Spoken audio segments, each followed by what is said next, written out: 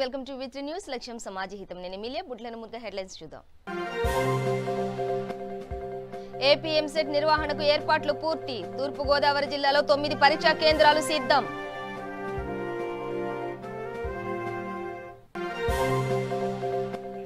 ఫిబ్రవరిలోగా అంతర్వేది రథం నిర్మాణం స్పష్టం చేసిన మంత్రి వెల్లంపల్లి శ్రీనివాస్.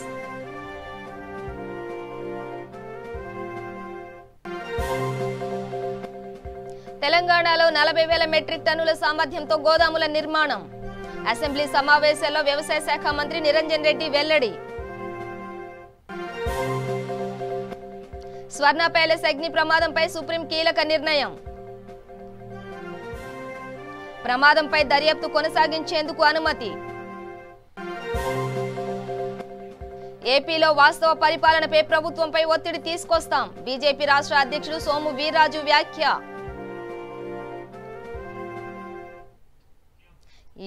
డీటెయిల్స్ చూస్తే ఈ నెల 17 నుంచి 25 వరకు నిర్వహించే ఏపీ ఎంసెట్ 2020 ఆన్లైన్ పరీక్షకు తూర్పుగోదావరి జిల్లాలో అధికారులు 9 పరీక్షా కేంద్రాలను సిద్ధం చేశారు. రాష్ట్ర వ్యాప్తంగా మొత్తం 2,72,720 మంది విద్యార్థులు దరఖాస్తు చేసుకోగా జిల్లాలో AP EAMCET engineering, agriculture, medicine కు మొత్తం 23,750 మంది విద్యార్థులు దరఖాస్తు చేసుకున్నట్లు కన్వీనర్ విప్పర్తి రవీంద్ర తెలిపారు. జిల్లా వ్యాప్తంగా కాకినాడలో 4, అమలాపురంలో 2, రాజమహేంద్రవరంలో 3 ఆన్లైన్ పరీక్షా కేంద్రాలు ఏర్పాటు చేశామని అన్నారు. Hall ticket AP EAMCET website ద్వారా డౌన్లోడ్ చేసుకోవచ్చని, జేఎన్టీయూకే ఎంసెట్ హెల్ప్ లైన్ లో సంప్రదించవచ్చని సూచించారు.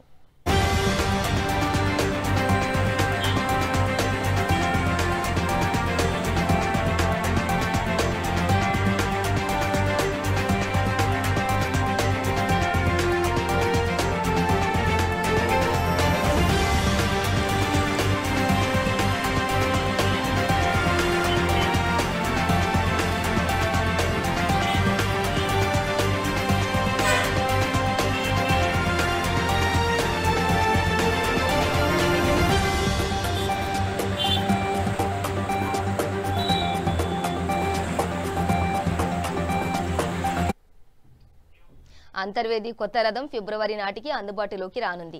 రథం కోసం ఆంధ్రప్రదేశ్ ప్రభుత్వం 95 లక్షలు మంజూరు కూడా చేసింది.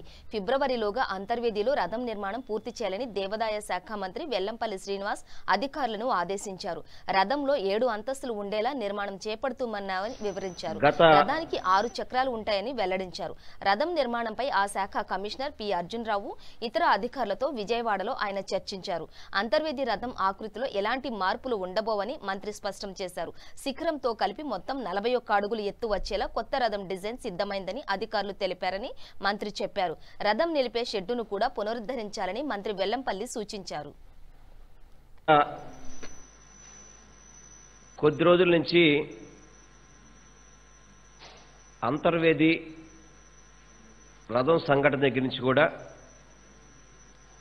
ఈ రాష్ట్ర ప్రభుత్వం మీద కొన్ని రాజకీయ పార్టీలు, అటు తెలుగుదేశం కానీ, జనసేన కానీ, భారతీయ జనతా పార్టీ కానీ కావాలని కుట్రపూరితంగా ప్రజల్లో విద్వేషాలు రెచ్చగొట్టాలని చెప్పని, మతాల మధ్యన గొడవ పెట్టే విధంగా, శాంతి భద్రతలు లేకుండా చేయాలని చెప్పని కుట్ర మాత్రం ఈ ఆంధ్ర రాష్ట్రంలో జరుగుతున్నది వాస్తవం. ఏదైతే అంతర్వేది రథం ఘటన ఉందో అది ప్రతి ఒక్కళ్ళకి కూడా బాధ కలిగించిన సంఘటన. ముఖ్యమంత్రి గారు కూడా దాని మీద తీవ్ర దిగ్భ్రాంతి వ్యక్తం చేయడం కానివ్వండి, త్వరితగతి మీద దాని మీద చర్యలు తీసుకోవడం కానివ్వండి, మళ్ళీ సిబిఐకి కూడా స్వయంగా ప్రభుత్వం నుంచే సిబిఐ విచారణ కూడా ఆదేశాలు ఇవ్వడం చేయడం జరిగింది. అయినా కానీ పవన్ కళ్యాణ్ ఏమో ఫామ్ హౌస్లో కూర్చొని కబుర్లు చెప్తుంటాడు, చంద్రబాబు ఏమో జూముల్లో కూర్చొని ప్రజలను రెచ్చగొడుతున్నారు. భారతీయ జనతా పార్టీ నాయకులకి ఏదో ఇక్కడ దొరికిపోయింది, అక్కడ అయోధ్యలో మనం మందిరం కట్టించాం కదా, ఈ రాష్ట్రంలో కూడా పాగా వేయాలని చెప్పని ఒక దుష్ప్రచార, ఒక ఆలోచనతో ముందుకు రావడం జరుగుతుంది. నేను నేరుగా చంద్రబాబును కానీ బీజేపీని కానీ జనసేనని కానీ నేను నేరుగా ప్రశ్నిస్తున్నాను. ఏదైతే రథాలు తగలబడ్డం అనేది చాలా దురదృష్టకర సంఘటన. అది ఎవరి ప్రభుత్వంలో జరిగినా కూడా అది తప్పుగానే భావించాలి. మీరందరూ కూడా ఒకసారి గమనించం చేయండి.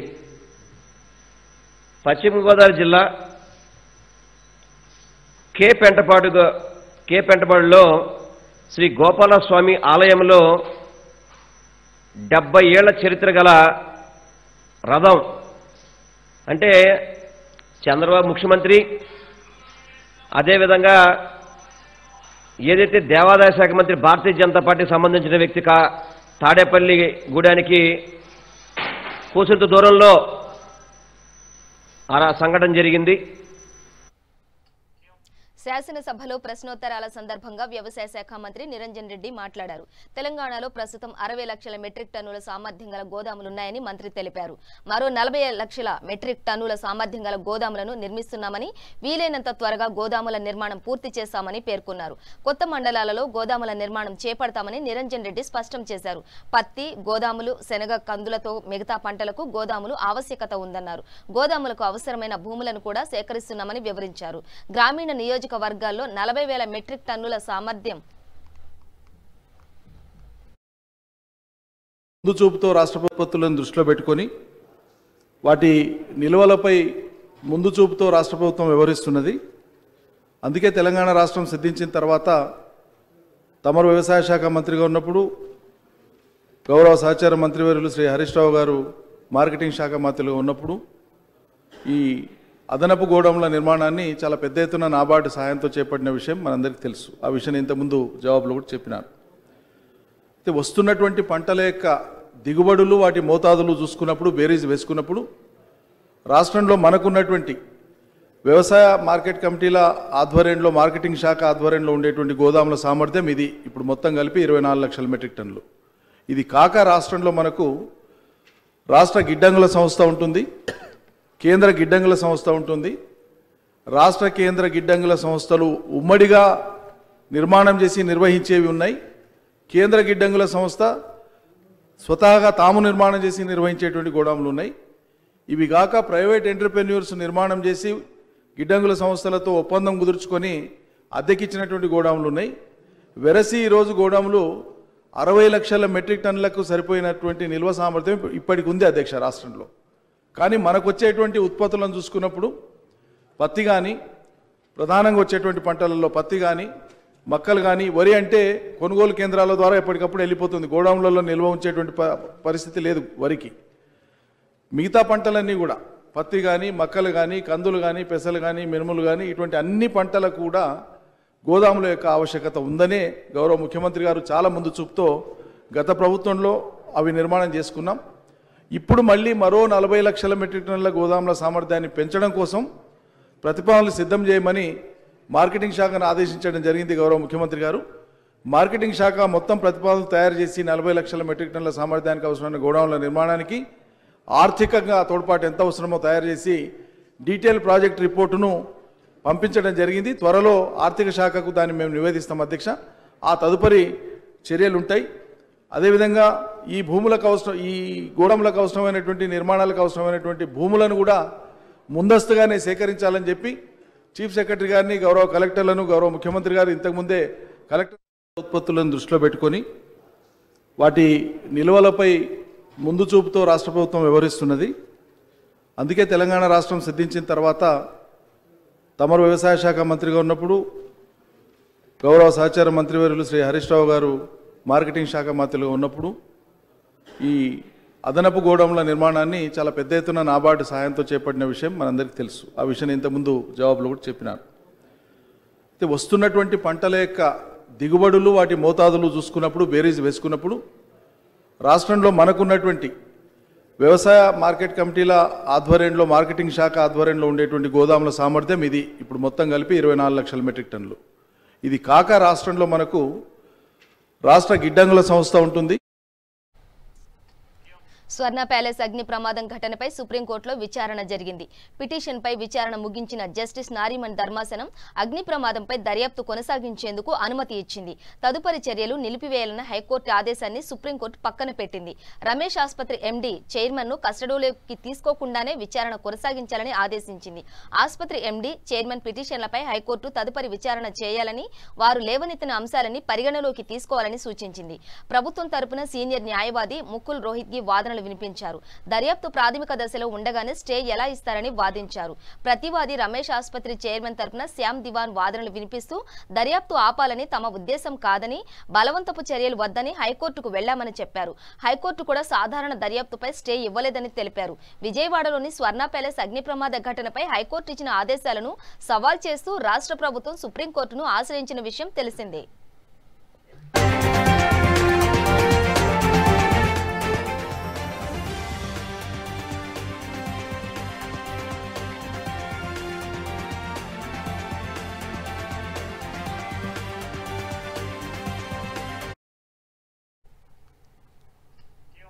ఏపీలో వాస్తవ పరిపాలన కోసం వైసీపీ ప్రభుత్వంపై ఒత్తిడి తీసుకొస్తామని బీజేపీ రాష్ట్ర అధ్యక్షుడు సోము వీర్రాజు చెప్పారు. ప్రధాని మోదీ జన్మదినం సందర్భంగా దేశవ్యాప్తంగా బీజేపీ చేపడుతున్న సేవా సప్తాహ్ కార్యక్రమాన్ని విజయవాడలో ఆయన ప్రారంభించారు.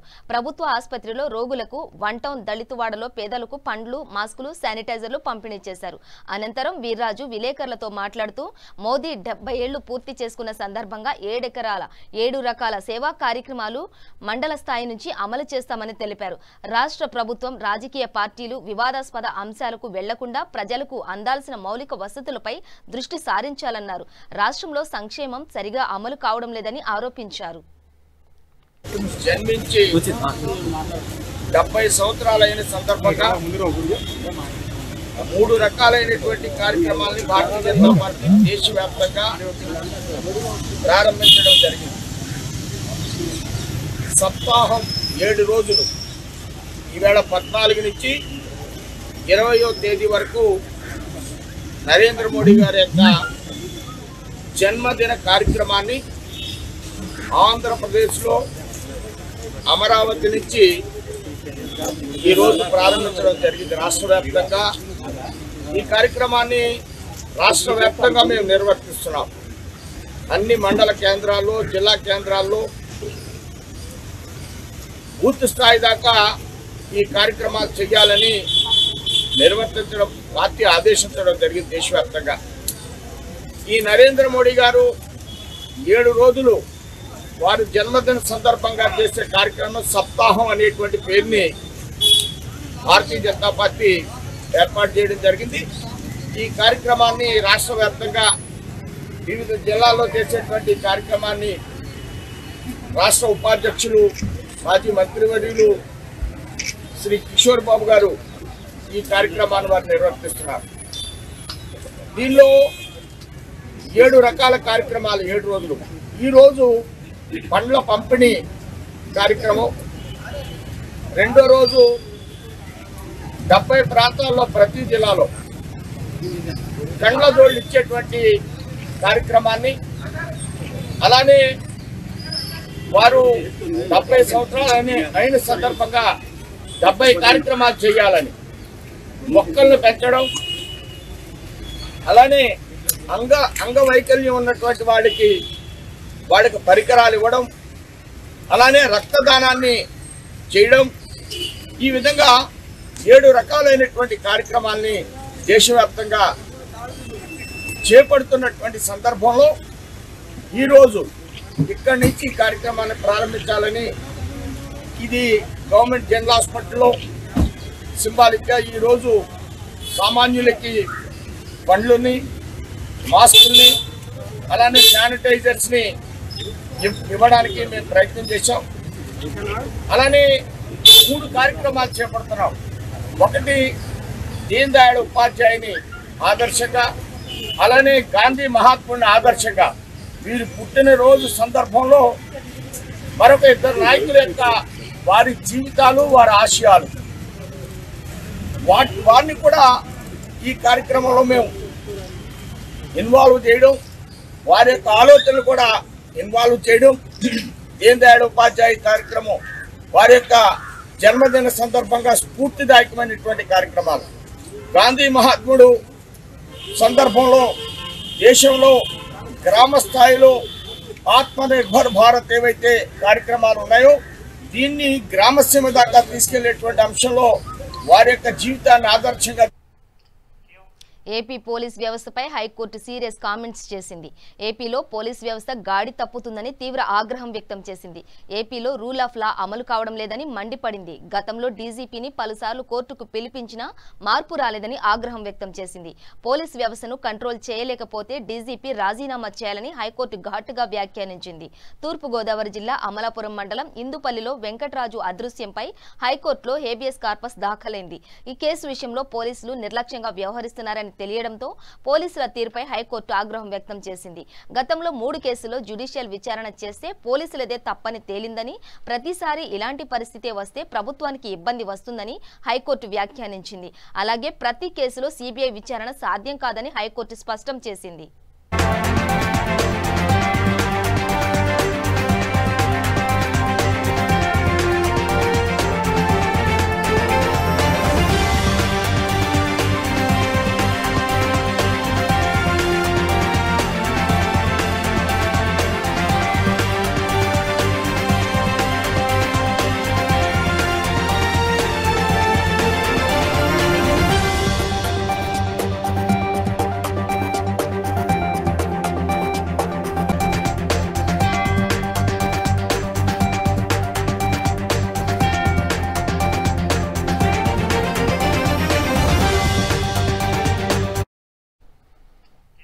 శ్రీకాళహస్తి ఆలయ పరిపాలనా భవనం వద్ద బీజేపీ నాయకులు మాజీ ట్రస్ట్ బోర్డు చేయని కోల ఆనంద్ ఆధ్వర్యంలో దేవాలయంలోని ఘటనను నిరసిస్తూ ధర్నా నిర్వహించారు.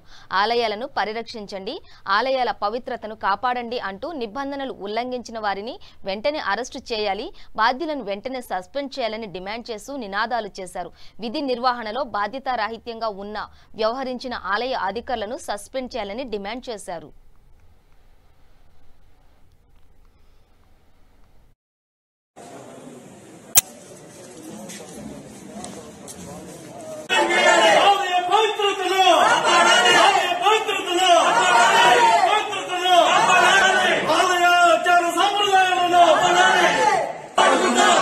ఆలయంలో అక్రమంగా ప్రతిష్ఠించిన వ్యక్తులను వెంటనే ఆలయంలో అసలు ఈ 1.5 సంవత్సరంగా ఈ రాష్ట్రంలో హిందూ ఆలయాలు ఉన్నాయా? హిందూ ధర్మం ఉందా? ఎక్కడ చూసినా దుర్మార్గం. ఆలయాలే దాడులు చేస్తున్నారు, ఆలయాల రథాలు కాలుస్తున్నారు, దేవతామూర్తి విగ్రహం ధ్వంసం చేస్తున్నారు. ఎక్కడో విగ్రహాలు తీసుకొచ్చి ఆలయంలో అంత దారుణంగా ప్రతిష్ఠ చేస్తే దిక్కులేదండి, దిక్కులేదో చెప్పండి. గురువారం రోజు జరిగిన సంఘటనకి ఇప్పటికీ మరి ఏంది సీసీ ఫుటేజ్ లో ఎవడన్నా ఒక పార్టీని తీసుకోబోతున్నాం, కేసులు పెడుతున్నాం, ఎవరో ఒకరిని యాత్రికులు దొరుకోబోతే మనం హింసిస్తున్నాం, నాన్ బెయిలబుల్ సెక్షన్ పెడుతున్నాం. ఇప్పటి వరకు జరిగిన సంఘటన మీద ఏమి స్పందించో చెప్పండి, దయచేసి చెప్పండి. ఇది వెంటనే దీనికి సంబంధించి ఒక పోలీస్ స్టేషన్లో కేసు కూడా పెట్టడం జరిగింది, ఎఫ్ఐఆర్ రిజిస్టర్ చేశారు, ఇన్వెస్టిగేషన్ కూడా జరుగుతూ ఉంది. అదే కాకుండా మేము సీసీ ఫుటేజ్ కూడా పరిశీలించి దాంట్లో కొంతమంది 8వ తారీఖు నాడు కొంతమంది పెద్ద బ్యాగ్స్ తీసుకొని మంగళవారం నాడు లోపలికి ఎంటర్ అయినట్టు మాకు దృష్టికి వచ్చింది. అది కూడా సౌత్ గేట్ నుంచి వచ్చినట్టు. దాన్ని ఎంత కూడా నిశ్చితంగా పరిశీలిస్తున్నాము, ఇంకా సీసీ ఫుటేజ్ కూడా పరిశీలిస్తున్నాము. దీనికి సంబంధించి ఆల్రెడీ అక్కడ ఉన్న ఆ రోజు ఆ సమయంలో ఉన్న హోంగార్డ్స్ ఇద్దరిని సరెండర్ చేయడం జరిగింది ఎస్పీ గారికి. తర్వాత ఇక్కడ ఉన్న ఏజెన్సీ ఏదైతే సెక్యూరిటీ ఏజెన్సీ ఉందో కూడా దాన్ని టర్మినేట్ చేయడం జరిగింది, ఆల్టర్నేట్ అరేంజ్మెంట్ చేసుకుంటున్నాము. అదే కాకుండా డీటెయిల్డ్ ఎంక్వైరీ కాపాడదాం, ఆలయ పవిత్రతను కాపాడదాం, ఆలయ ఆచార సాంప్రదాయాలు, హిందూ ఆలయాలనే దాడులు చేసుకుని వైసీపీ ప్రభుత్వం అధికారంలోకి వచ్చిన గత 1.5 సంవత్సర కాలంలో వీళ్ళు సాధించింది ఏందయ్యా అంటే హిందూ ఆలయాల మీద దాడులు, మరి ఆలయంలో ఉన్నటువంటి రథాలను తగలబెట్టడం, ఆలయంలో ఉన్నటువంటి దేవతామూర్తులను ధ్వంసం చేయడం.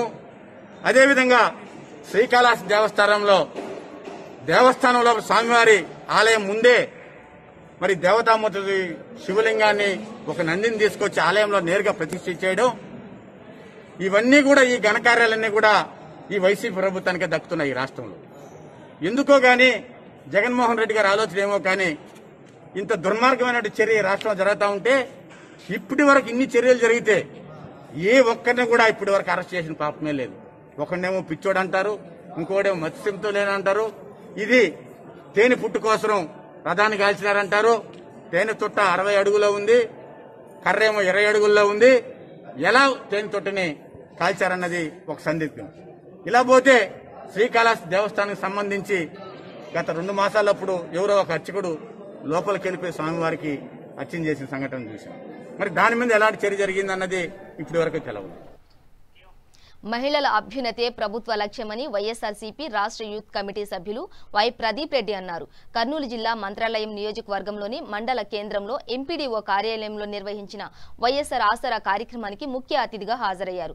ఈ సందర్భంగా ఆయన మాట్లాడుతూ ఎన్నికల సమయంలో ఇచ్చిన హామీ ప్రకారం వైఎస్ఆర్ ఆసరా పథకానికి అమలు చేయడం జరిగిందని అన్నారు. అంతేకాకుండా మహిళలు అన్ని రంగాల్లో రాణించే విధంగా బ్యాంకు రుణాలు కూడా ఇవ్వడం జరుగుతుందని అన్నారు. అనంతరం మండలంలోని 724 గ్రూపులకు 3.33 కోట్ల మెగా చెక్కును డ్వాక్రా మహిళలకు అందజేశారు. ఈ కార్యక్రమంలో వైఎస్ఆర్సీపీ మండల అధ్యక్షులు G Bhimireddy, APM Jayashree, EOPRD Nagesh, మండల నాయకులు రామకృష్ణారెడ్డి, మాజీ సర్పంచ్ టి భీమయ్య నాయకులు జనార్దన్ రెడ్డి, నారాయణ రెడ్డి తదితరులు ఉన్నారు.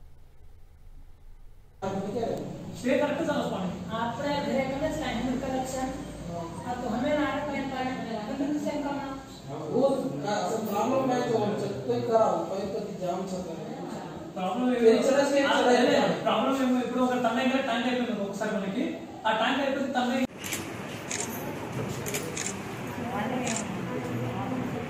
పార్టీ కుటుంబ సభ్యులుగా జగన్మోహన్ రెడ్డి మిమ్మల్ని భావిస్తున్నారు కాబట్టి మీరందరూ మా పార్టీకి అక్క చెల్లెలుగా భావిస్తున్నారు. మీ అందరికీ కూడా హృదయపూర్వకమైన నమస్కారం తెలియజేస్తున్నాను. ముఖ్యంగా జగన్మోహన్ రెడ్డి గారు ముఖ్యమంత్రి అయిన తర్వాత ఆయన ప్రవేశపెట్టినటువంటి ప్రతి పథకంలో కూడా 80% వరకు మహిళలకి లబ్ధి చేకూరుతూ వస్తుంది. అమ్మఒడి తీసుకున్నా, వైఎస్ఆర్ చేయూత తీసుకున్నా, వడ్డీ లేని రుణాలు తీసుకున్నా, అదేవిధంగా ఈరోజు ఆసరా తీసుకున్నా, ఇలా చెప్పుకుంటూ పోతే మహిళలకు పెద్దపీట వేసిన ప్రభుత్వం ఏదైనా ఉందంటే గత ప్రభుత్వంతో పోలిస్తే ఏ ప్రభుత్వం కూడా మహిళలకి ఇంత వెన్నుదన్నుగా నిలబడిన ప్రభుత్వం ఏది లేదు, కేవలం వైఎస్ జగన్మోహన్ రెడ్డి గారి ప్రభుత్వం అనే విషయాన్ని కూడా మీరు ఎప్పుడు గుర్తుపెట్టుకోవాలని మేము తెలియజేసుకుంటున్నాం. ఎందుకంటే గత ప్రభుత్వాలన్నీ వచ్చినాయి, మీరు కూడా అన్ని ప్రభుత్వాలను చూసినారు. పరిపాలన కూడా గతంలో చంద్రబాబు నాయుడు గారు వచ్చిన వెంటనే మీ రుణాలన్నీ మాఫీ చేస్తామని చెప్పినారు.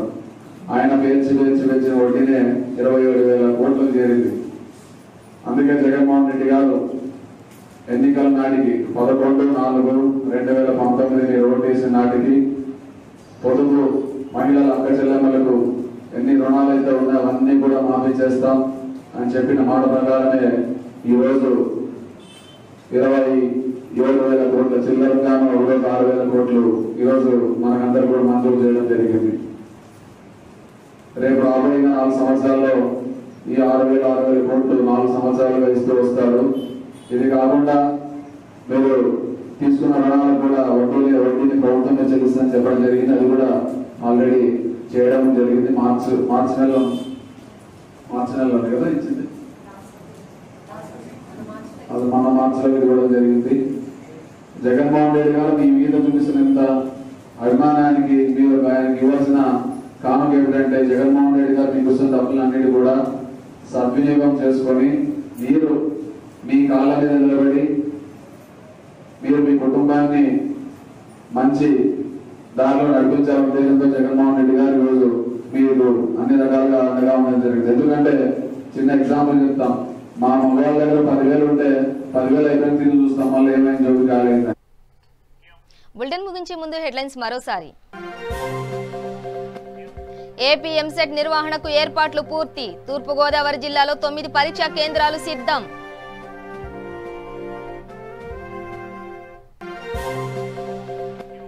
ఫిబ్రవరిలోగా అంతర్వేది రథం నిర్మాణం స్పష్టం చేసిన మంత్రి వెల్లంపల్లి శ్రీనివాస్.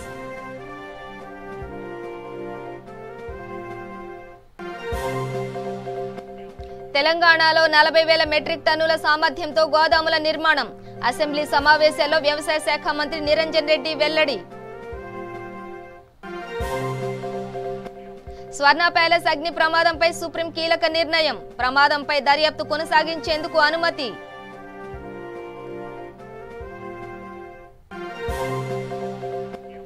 ఏపీలో వాస్తవ పరిపాలనపై ప్రభుత్వంపై ఒత్తిడి తీసుకొస్తాం. బీజేపీ రాష్ట్ర అధ్యక్షుడు సోము వీర్రాజు వ్యాఖ్య. ఇవి బులెటిన్ డీటెయిల్స్. చూస్తూనే ఉండండి V3 న్యూస్. లక్ష్యం సమాజహితం.